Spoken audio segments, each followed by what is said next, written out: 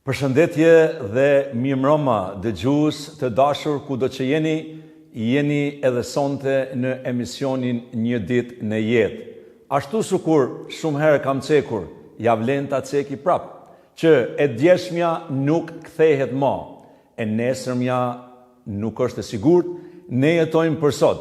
Dhe çfarë është më e mira të bëjmë? Ta nderojmë Zotin dhe t'ju shërbejmë njerëzve.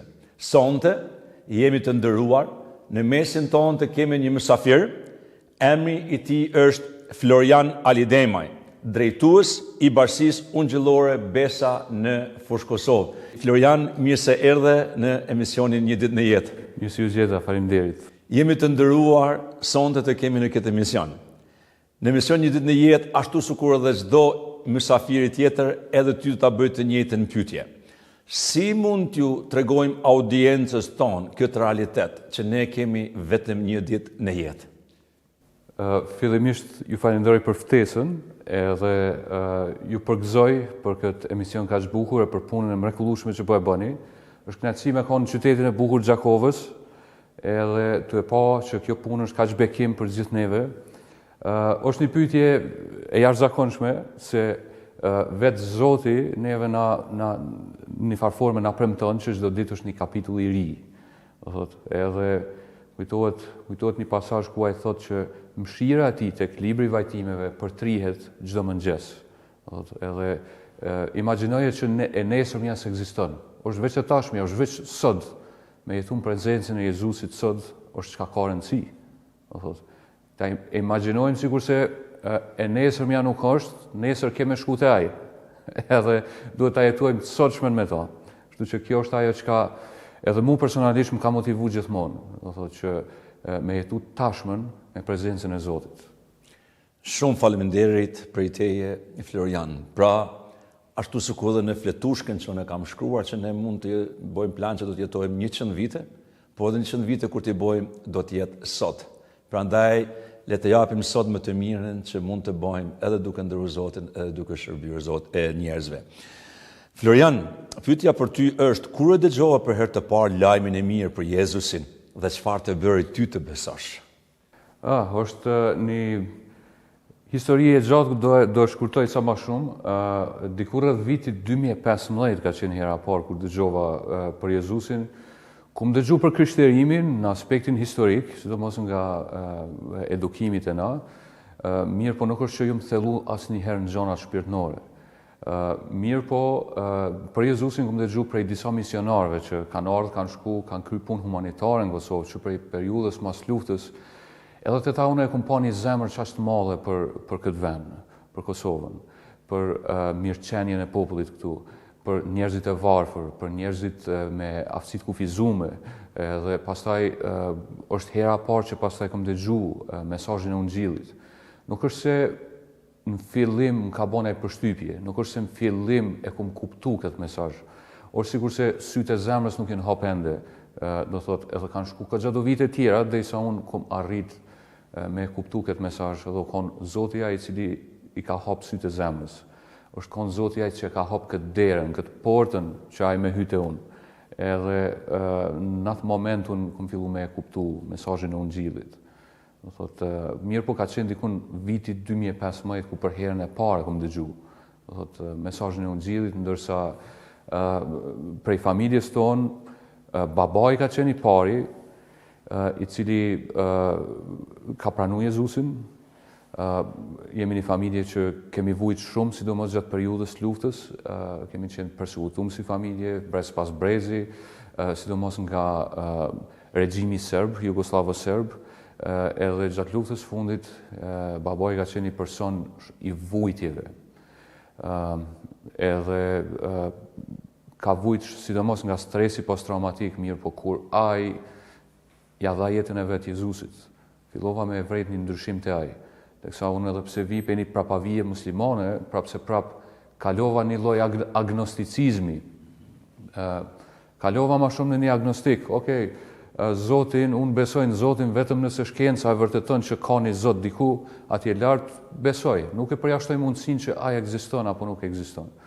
Mirë po, duke i pa ndryshimet e brendshme të një familjari imi, ka bo që unë më interesu ma shumë pse e kemi bombardu me pyetje në fillim, ka qenë sulmi vazhdueshëm nga ona jeme, pse ti beson që njeri mundet me qenë Zot, si mundet Zoti mu bo njeri, pastaj si mundet Zoti me vdek në kryqe kështu, kanë qenë pyetje shumë sfiduese. Mirë po, shpesher na thjesht në atë kohë nuk e kum ditë që këto pyetje kum bo për shkak se nuk i kum pas sytë e zemrës të hapun. Do thot, kum pas dyshime, kum pas vazhdimisht dyshime ndaj asaj çka Zoti ka bo për neve. Do thot, e dim gjitha religionet do të me bo na diçka për to. Mirë po, ma vonë kum kuptu që në krishterim na kur gjës mundu me bo për to. Ai erdhi nga lart, la çdo privilegj, edhe erdhe na, edhe vetën e vetë në kryq, edhe tretën diturin gjallë. Kështu që për mu ka qenë një mesazh që shumë ma vonë e kom kuptu, edhe pse jo kom ekspozu një kohë, po ma vonë e kom kuptu. Çka mu më shtyni me e kuptu, ka qenë teksa e më konë duke hulumtu vetë Biblën. Shkrimin e shajt, isha të i ledzu, realisht, e ledzoja pak edhe me sfidu babajnë tim, se thosha, po pse duhet unë me ndjek udhën e babajt tim, nëse aje ka zjedh këtë udhë, unë mëj me kanë edhe budistu, se hinduistu, se me zjedh një udhë komplet tjetër. Mirë po, çka ndodhi është se teksa unë arrita dejtë një pikë ku pash lidhje aq logjike mbrana shkrimit, dy dhjatave, profecit nga profet, ligji, nga Isaia, ku po përmbushën personin e Jezu Krishtit, edhe thash, wow, thash, kjo është diçka që ka një logjik, ka një konsistencë logjike mbrana shkrimeve, dhe mirë po prapse prap, zemra jeme nuk u kthy te Zoti. Ndoshta me mendje u ktheva ka aj, po jo edhe me zemrë, kisha vish një problem. Problemi vetëm ishte që unë kom dyshu në ringjalljen e Jezusit. Edhe teksa i studia e shkrimet, për pak sa isha duke u dorëzu një farforme së kërkuari, edhe kur arrina te Gjoni, kapitulli 20, aty e mora vesh që s'jam i vetmi që ka të njëjtat dilema dhe të njëjtat probleme apo dyshime. Ishte edhe një person me emrin Tomas, që kishte të njëjtin problem, madje ai kishte pas nejt me Jezusin, për 3 vjet në shërbensinë e Jezusit ai ka nejt me Jezusin, edhe ka pa çdo fjalim, çdo mrekulli që ai ka bë, edhe në fund ai ka dyshu në ringjalljen e tij, derisa Jezusi vetë ju shfaq, edhe ka thonë, ja, shikoj shenjat në dur, edhe një diçka që mu më ka kthy te Zoti ka qenë kur Jezusi i thot Tomasit, i thot që ti besove se ti më pave, po lumë ata që besojnë e nuk më kam pa. Edhe kjo ishte një moment kthimi për jetën tem, në fakt. Pse se në atë moment, unë isha i Tomasi. Në atë moment, unë isha, sikur se në vendin e Tomasit, të dha qortim e ndjeva për Jezusi që ishte një qortim i shajt. Shumë faleminderit për këtë dëshmi, ndoshta shumë veta që janë duke na dëgjuar neve sonte janë në gjendjen e Tomasit që ende nuk besojnë që si Jezusi e kam poshtur vdekjen, varrin, ferrin. Por në dëshminë tonë, a mund na tregosh disa momente, sepse ti ke shku në bashkësi pastaj diku dhe i e rritur para se ma ardh këtu ku je, domethënë kanë ndodhur disa gjëra. A mund na tregosh pak? Po patjetër, po unë pata pasron kontakt me të krishterë, sidomos në panajirin e librit, më kujtohet përpara se të bësha besimtar. Atje taku me babajnë, çdo panajir shkonim edhe ai na merrte me vete, edhe kemi një librari personale atje në shtëpi që ka qindra tituj, edhe pastaj mirë po ndalum të një stend, aty ishte shtëpia botuese tenda. Edhe mbrapa stendës një grua atje me emrin Ajtene. Edhe më kujtohet ku babai pyeti që në rregull ju jeni të krishterë? Po, tha, jemi të krishterë, unë xhillor. Tha, po, në rregull, tha, po, nuk pas në dëgju për të krishterë unë xhillor që janë shqiptarë. Edhe ishte hera parë për mua në kontakt me një të krishterë unë xhillor shqiptar, edhe që as edhe një herë nuk do e kisha menuar në ato momente që pas jo më shumë se 3 vite unë do jem ku është edhe motra jonë Ajteni atje, ku janë edhe pjesa tjetër e ekipit që punojnë me tendën e që shërbejnë me librat. Pastaj, baba ishte i ftuar në kishën në Prishtinë, kisha bum, më saksisht, edhe teksa ajo u çu me shku në një mëngjes, një diele, tha, po nëse keni dëshirë, Pra kisha bum është bashkësia ungjillore e Mesisë, sepse ka njerëz që nuk e kuptojnë vetëm bum. Po, bashkësia ungjillore e Mesisë në Prishtinë ftoi babajnë edhe ai u nis me shku, mirë po pas edhe një imponim, thanë nëse ju vetë se keni dëshirë. Edhe nuk e di ishte një dëshirë flak mrena me edhe u zgjova një herë dhe shkova. Edhe nuk është që imagjinova një kishë është si familje, në fakt.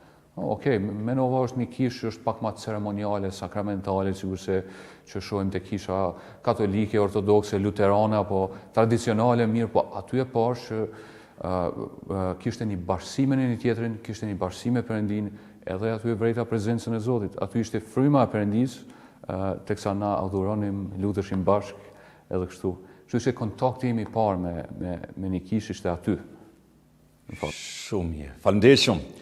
Florian, ti e dëgjove lajmin e mirë, pastaj ti u bashkove me një bashkësi, fillove të rritesh të ndërtohesh në njohurinë e Perëndisë, por urime dhe gëzime, sepse është gëzim i madh për Kosovën, tani je drejtues i Bashkësisë Ungjillore Besa në Fushë Kosovë. Kur e ndjeve për herë të parë këtë thirrje të fillosh drejtimin e një bashkësie apo një kishe tani në Fushë Kosovë? Faleminderit për urimin.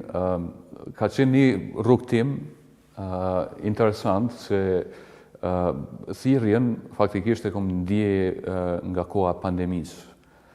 Në kohën e pandemisë, edhe pse isha i angazhuar me kishën, unë me njerë se u bona besimtar, shkova te kisha, pas një kohë shumë shkurt u pagzova, edhe me njerë fillova vetë, okej, shpallja lajmin e mirë të këndo që e njifsha, do thot, miq, shok në për Fushë Kosovë, mirë po thirrja tamam, mune më thonë që ka ardhur në kohën e pandemisë, ku fillimisht fillova me shërbime trit, pastaj ka pas edhe faktorë të ndryshëm që e kanë thjesht konfirmuar ende më shumë këtë thirrje përgjatë rrugtimit deri tani.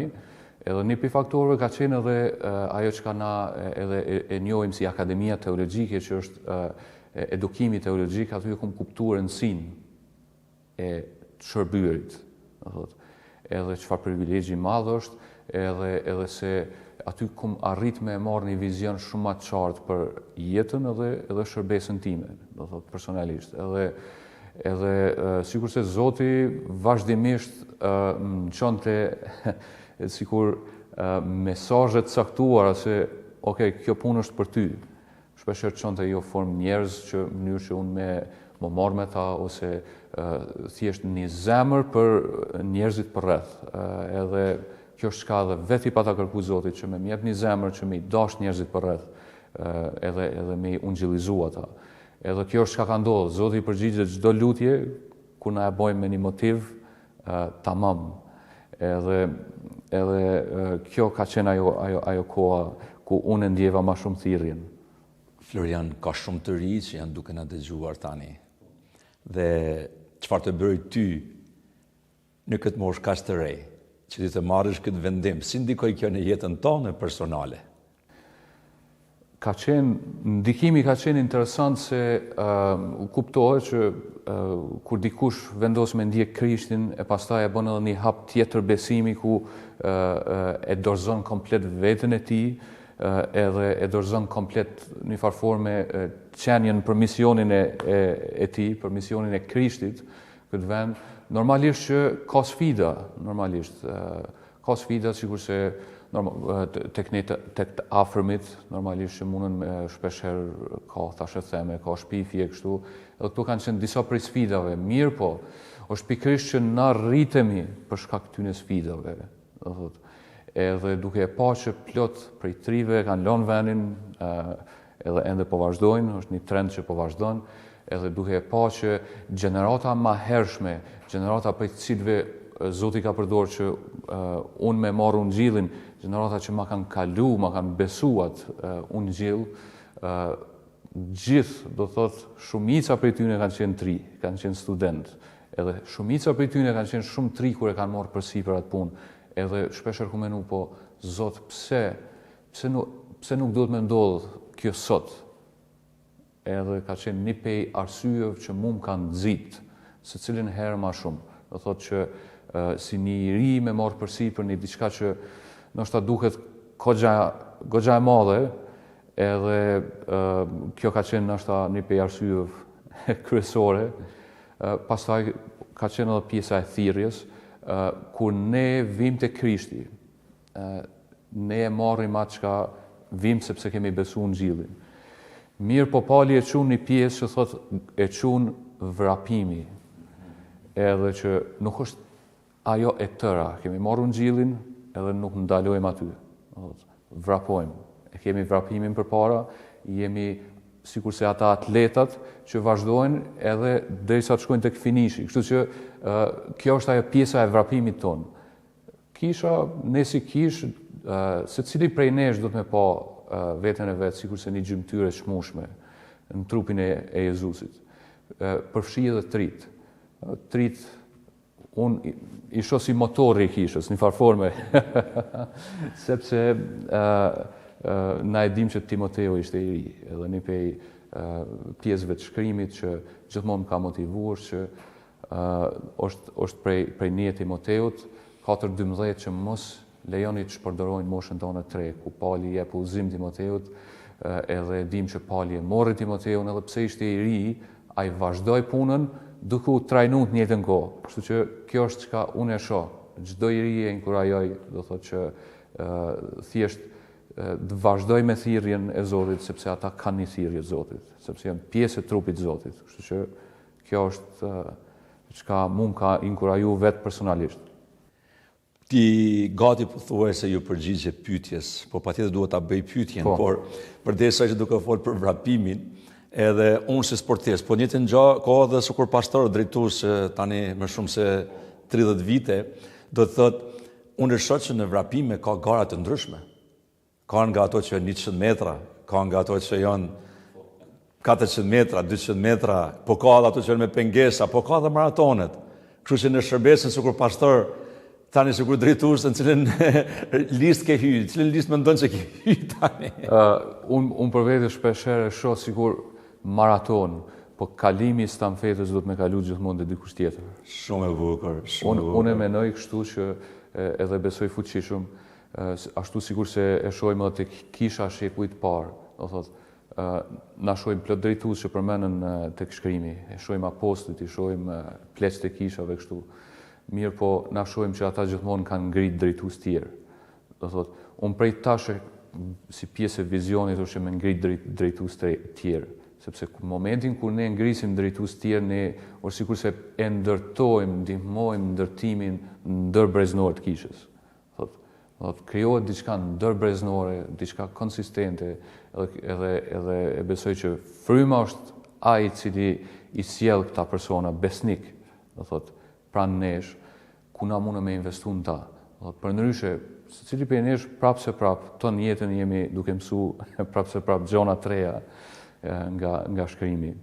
Edhe unë t'inkurajoj shumë për kjo çfarë ti je duke thënë, sepse ky është çelësi i çdo drejtuesi që edhe kisha ku ti shërben, ku unë shërbej dhe ku ne shërbejmë, duhet ta kuptojmë që ne i kemi sy të investojmë në tjerët, që ata të mund të shërbejnë, domethënë që të kenë mundësi të vënë në pat dhuntit që Zoti ju ka dhënë atyre. Amen. Florian vllai i dashur, sot kemi shumë të rinj që duke na dëgjuar neve dhe janë përpara vendimeve të ndryshme. Të thotë ti e tregove se çfarë ndikimi personal ka pas në ty ky vendim. Ka shumë të rinj që janë përpara vendime. A mundesh të paktën ja 2 pika thelbësore, kryesore, mi inkuraju të rinjt që të marrin vendimet për të shërbyer Perëndisë? Po, patjetër, një mesazh që në 2 pika kryesore që unë kisha pas qef me falë që ta kom limitizu në 2. Po, 2 pika kryesore nashta që i kam menje janë këto se pika parë mendoj që është shumë e rëndësishme që secili pej trive t'jenë të rënjosur në shkrimin. Me u rënjos e me u themelu në atë çka është Ungjilli, po mos me lënë me kaq. Mos me lënë me kaq, me vazhdu vrapimin, me vazhdu po atë vrapim, sepse nuk mjafton me u themelu vetëm në ato që ti e ke dëgjuar dhe të ka sjellë në besim, Do të më u themelu tamam në doktrinën e shnosh, do të më themelu në mësimin e apostujve që përmendet në shkrim tek libri i veprave, edhe ato me e kalu të tjetri, me e kalu të tjetri, se nuk është diçka që mbahet vetëm për vete. Edhe e dyta, çka unë e shoh si më të rëndësishmen, që te kalon çdo lloj koncepti, madje edhe konceptin e suksesit, e çdo gjë tjetër, është besnikëria. Na e shohim që palin shumë veta i kanë shku pas në misionin që i pat disa prej udhime misionuese, mirë po plot u dorëzuan dhe nuk u tregun besnik. Besnikëria, edhe nëse suksesi nuk shihet, kur ne kemi një besnikëri të madhe, është ndryshe. Edhe kjo thjesht një pasazh që mund kujtohet është nga Marku 6. Marku 6 është kur Jezusi kthehet në vendin e vet në Nazaret. Ata edhe pse është i tyne, e dinë se kush është ai, mesazhin e tij nuk e dëgjojnë, e refuzojnë, mirë po megjithatë Jezusi vazhdon.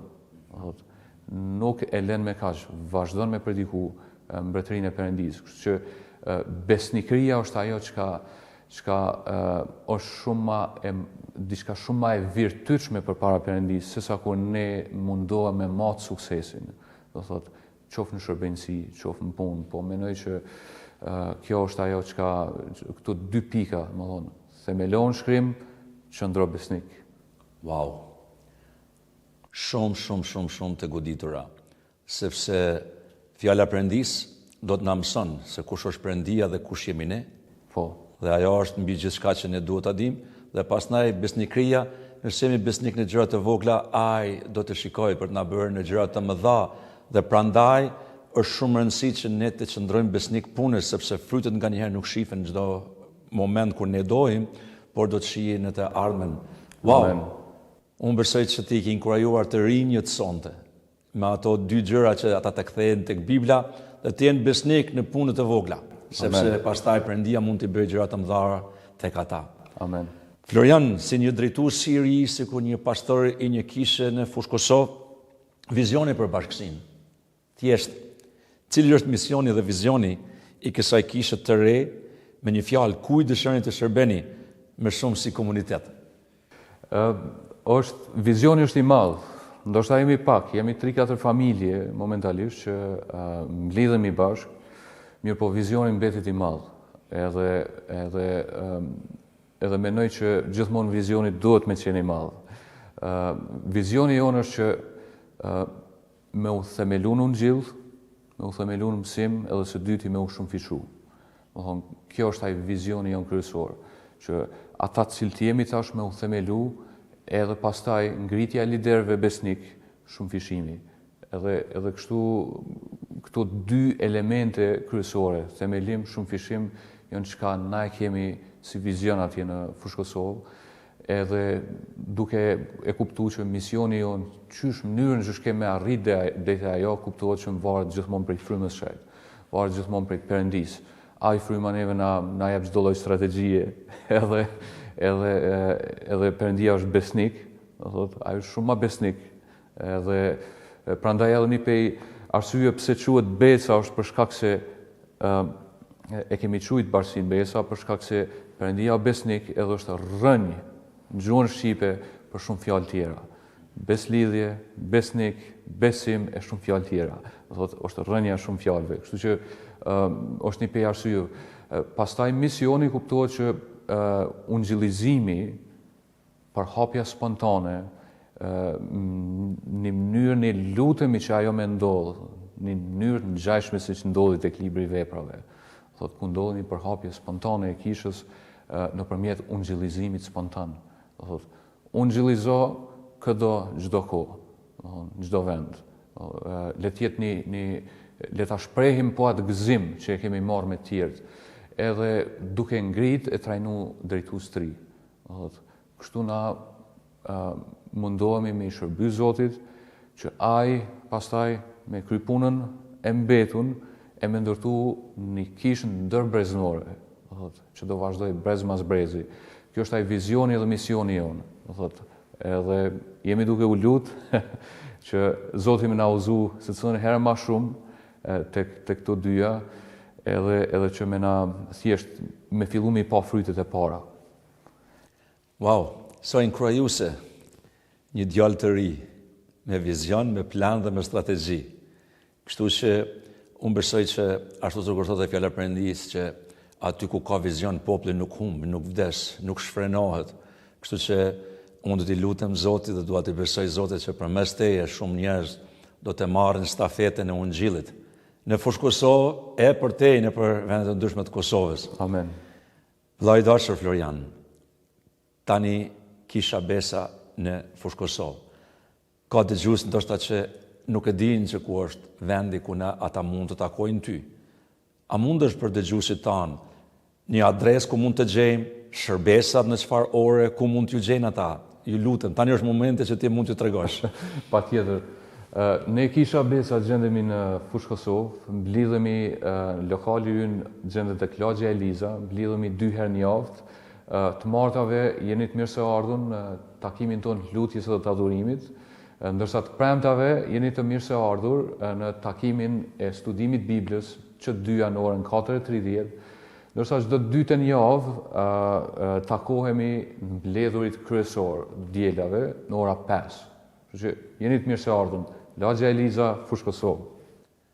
E dëgjuat, ju që jeni në fushë Kosovë, e rreth fushë Kosovës, e ndonjëherë që dëshironi të shkoni për të kërkuar Zotin në një mënyrë apo një tjetër, ju mund të shkoni tek adresa ku drejtuesi ynë, pastori në fushë Kosovë, të kisha besa, tani më na dha informacionet. Florian, mesazhi juaj për fund. Sa është privilegj të drejtosh një kishë? Dhe çfarë do të kërkoje që të luteshim për ty? Privilegji është shumë i madh, saqë unë përmenda më herët rastin me Ajtenën edhe me besimtarët tjerë që i kam taku për herë të parë. As që do më kishte shku mendja që do isha shërptori i Zotit bashkë me ta sot, në ato momentin. E që më kujton që Isaia thot, Zotit e Isaia thot, 55 thot, që mendimet e juaja nuk janë mendimet e mia, edhe udhët e juaja nuk janë udhët e mia. Kështu që planet e Zotit na nga njëherë nuk mundem me i kuptu aty për aty. Mirë po me kuptu se çfarë privilegji është me i shërby atina është shumë e vështirë po ashtu. Vetë se e di është qaq madhështore, sa që është privilegj qaq i madh, aq e di sa është i papërshkrueshëm me i shërby atij i cili erdhi, vetë la privilegjin lart, erdhi, vdiq në kryq për neve, u varros, u ringjall tretën ditë, u ngrit në lavdi e po kthehet me gjyku gjallët e vdekunit. Do thotë, kjo është privilegji më i madh. Do thotë, është privilegj shumë më i madh sa me i shërby një madje edhe mbretërive me i shërby mbretit mbretërve. Edhe mesazhin ashta jam përfundimtar për sot është që kërkoni atë privilegj prej Zotit. Kërkoni atë privilegj sepse nuk ka privilegj më të madh, nuk ka kënaqësi më të madhe. Edhe në mesin e sfidave, prapse është një kënaqësi e madhe sepse e din që je pjesë e mbretërisë Zotit, e kupton që je pjesë aktive e trupit të tij. Kështu që kjo është ajo që mua më bën çdo ditë. Florian, ishte kënaqësi të kishim në mesin ton dhe inspirim për mua dhe inspirim për kishën e Kosovës që e kemi një djalë të ri që ka zemër dhe ndjen privilegj për të shërbyer Jezus Krishtit në këtë komunitet. Kështu që të urojmë bekimet e Zotit dhe më të mirat në këtë punë dhe suksese në çdo punë që Perëndia ka thirrur për të bërë në fushë Kosovë. Faleminderit pastor Driton, edhe ndihem shumë i nderuar, mas pari më keni ftuar edhe ju falenderoj për punën që po e bëni, edhe po ashtu do të mbaj lutje gjithmonë juve, kishën e juaj edhe punën që po e bëni. Shumë faleminderit, respekt, Zoti të bekoft shumë. Faleminderit. Miq të dashur, kudo që jeni, ju dëgjuat se nga jeta e Florianit, se si ka filluar diçka e vogël, por kjo fare mbjellur tani po jep fryt. Nga të qenit në një karrikë së pari në kishë, pastaj pjesë e një shërbese, pjesë e një takimi, duke qëndruar besnik, ashtu sikur na mësoi. Tani është duke drejtuar një kishë dhe asgjë s'm mbetet më tepër përposh të lexoj 2 vargje me juve. Thot kështu, tek 1 Timoteut 4:10 thot, askush të mos e përçmoj apo shpërfill moshën tënde të re. Por, bëu shembull për besimtarët në fjalë, në sjellje, në dashuri, në frym, në besim dhe në dilërsi. Dhe Jeremia 1:7 thot, por Zoti më tha, mos thuaja jam djalosh, sepse ti do të shkosh të gjithë ata që të cilët unë do dërgoj, unë dhe do t'ju thuash atyre atë që të urdhroj. Zoti ka plan për ty, hyrë në planin e Perëndisë. Mos e ndje veten i vogël apo i pavlefshëm. Zoti të njeh ty. Paqja dhe gëzimi i Zotit qofshin me ju, mirë takoshim në emisione tjera në Një ditë në jetë. Zoti bekoft.